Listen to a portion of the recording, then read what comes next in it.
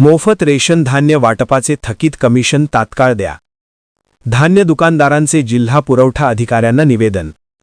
कोल्हापूर जिल्ह्यातील रास्त भाव धान्य दुकानदारांनी मोफत रेशन धान्य वाटपाचे थकीत कमिशन तात्काळ अदा करण्याची मागणी करत जिल्हा पुरवठा अधिकाऱ्यांना निवेदन दिले. कोल्हापूर जिल्हा रास्त भाव धान्य दुकानदार व केरोसिन परवानाधारक महासंघ यांच्या वतीने हे निवेदन सादर करण्यात आले.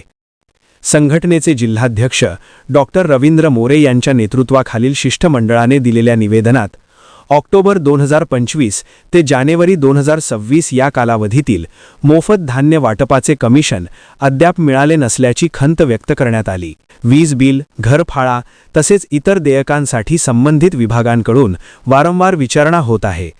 त्यामुळे दुकानदारांची आर्थिक कोंडी होत असून थकीत मार्जिन मनी त्वरित जमा करावी अशी मागणी करण्यात आली. याशिवाय रेशन दुकानदारांना शिधापत्रिकेच्या कामांसाठी स्वतंत्र लॉग इन सुविधा उपलब्ध करून द्यावी, जेणेकरून नागरिकांचा वेळ आणि पैसा वाचेल अशी ही मागणी करण्यात आली.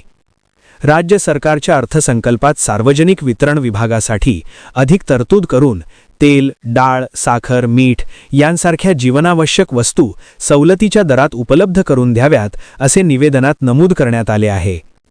वितरण प्रणालीमध्ये नवीन तंत्रज्ञान लागू करताना रेशन दुकानदार व सेल्समॅन यांना आवश्यक प्रशिक्षण देण्यात यावे अशी ही मागणी यावेळी करण्यात आली.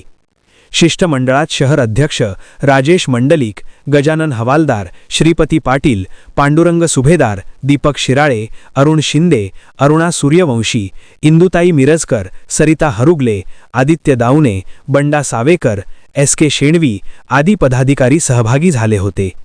यावेळी सहाय्यक पुरवठा अधिकारी लक्ष्मण माने, लेखा अधिकारी दिलीप कलकुटकी तसेच पुरवठा निरीक्षक अक्षय ठोंबरेही उपस्थित होते. वसुंधरा शक्ती न्यूजसाठी पत्रकार विजय तोडकर. चॅनलला सबस्क्राइब करा आणि परिसरातील ताज्या घडामोडी सर्वात आधी बघण्यासाठी बेल आयकॉनला क्लिक करा.